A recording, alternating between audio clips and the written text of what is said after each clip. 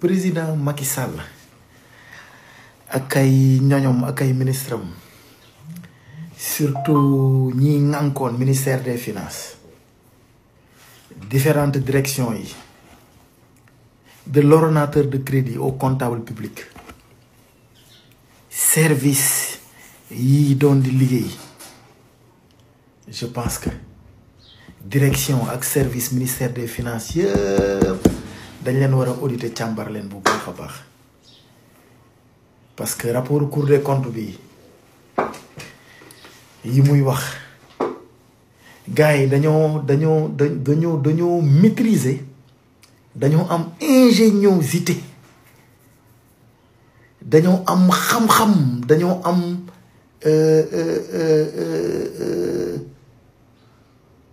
dañoo maîtriser système bi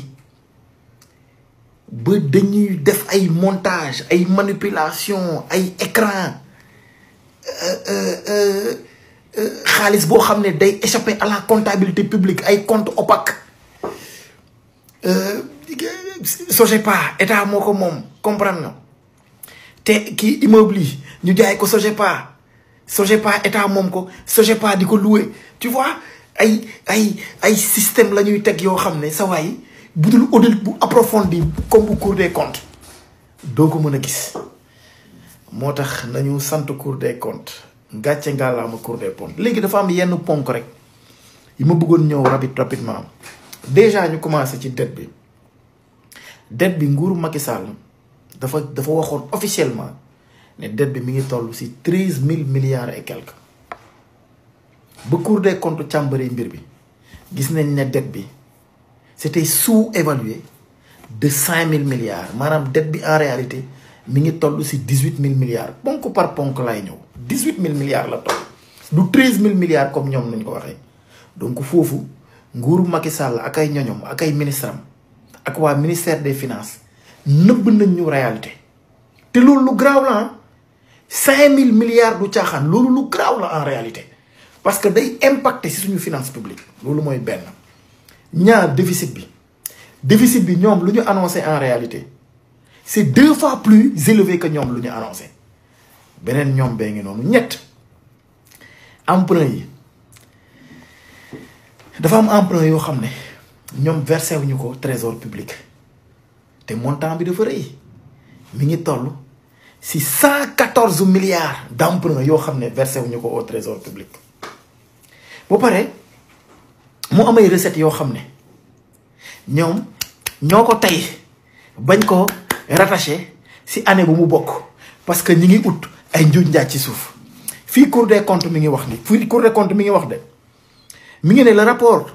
souligne que des recettes fiscales ont été irrégulièrement rattachées à des exercices antérieurs yaa ngi dégg de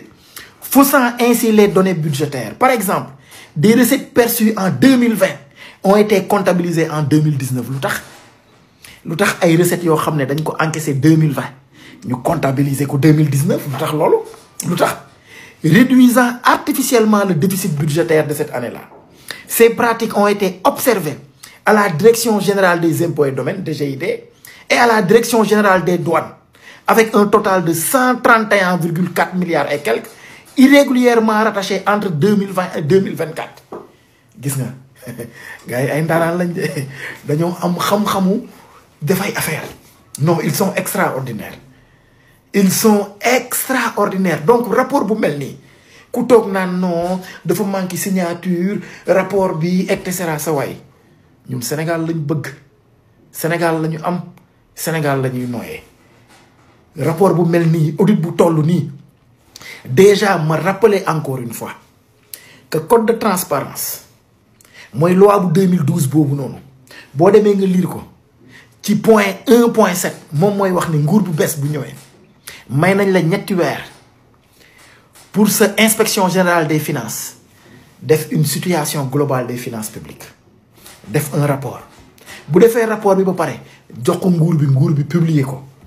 nguur bu ko publier ba noppi nguur bi dafa war a transmettre rapport bi à la Cour des comptes def un audit Cour des comptes tamit ñu may ko ñetti weer pour mu génnee audit boobu donc audit bi du caaxaan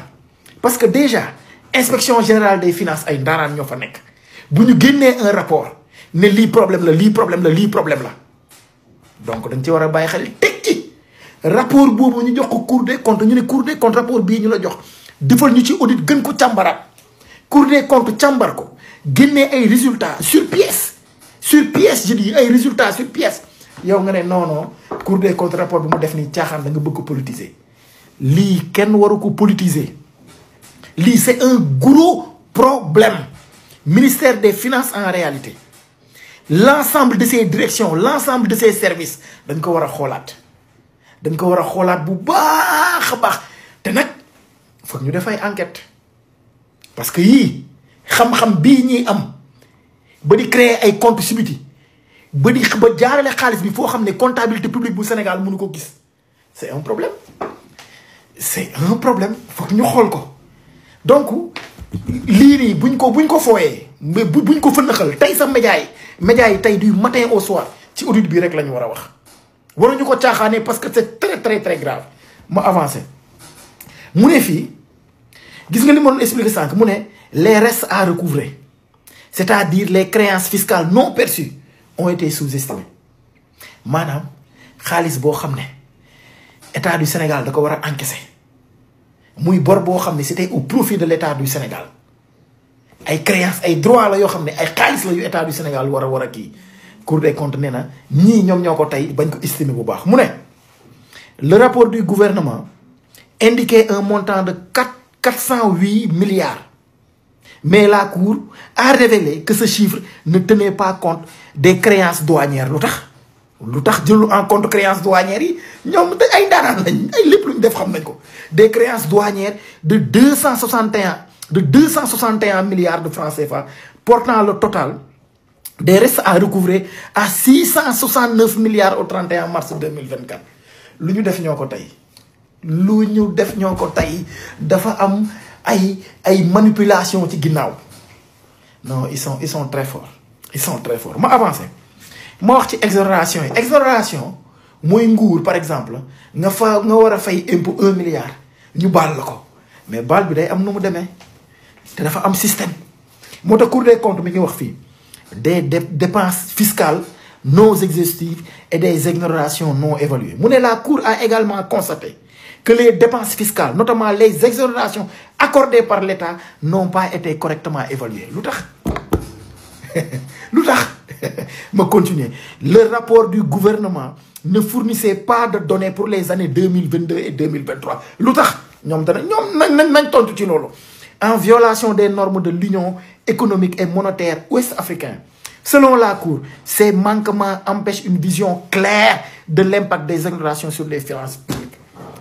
baale xaalis bu ñu doon baale mais baale boobu noonu lu tax feeñul lu tax baale bi leerul nañ lu tax baale bi ñun suñu finance publique gisuñu ko mu leer nañ mu am traçabilité lu tax bàyyi leen caaxaan yi lii kenn du ko politiser aywa ma avancé. Cour des comptes nee na des transferts massifs aux services non personnalisés de l'État. Le rapport révèle que les services non personnalisés de l'État, des entités dépourvues de personnalité juridique, ont bénéficié de transferts budgétaires massifs totalisant 2,562 milliards et quelques entre 2019 et 2024. léegi wax leen ma xeet boobu noonu lu tax Sogepa ci affaire immeuble yi danaa ci ñëw lu tax sénégalais yi lii xool lii lu jeex ay compte opaque yu ñuy créer ay système yoo xam ne comptabilité publique bi du ko gis créer ay système boo xam ne jaay fii sulli fii dem ci ginnaaw encaissé non mais quand même mais c'est des ingénieurs hein ils sont très forts man li ma relevé bëri na trop temps bi moo ma ko dul permettre non mais c'est extraordinaire tey Sénégal bépp sénégalais na dem si site Cour des comptes mu télécharger rapport bi c'est vrai que y a des termes économiques mais terme économique bu la si jaaxal boo demee Google dañ ko comprendre nga dellu si waat continuer sa lecture si rapport bi di nga gis ne nguuru Macky Sall ak ay ministres am en dehors audit bii non faut que ñu soumettre ko à la justice il faut des enquêtes approfondies pour arrêter lii parce que ñii dañoo maîtriser sàcc bi bu ñu leen arrêté wul changer système bi dinañ ñu rey attention encore une fois c'est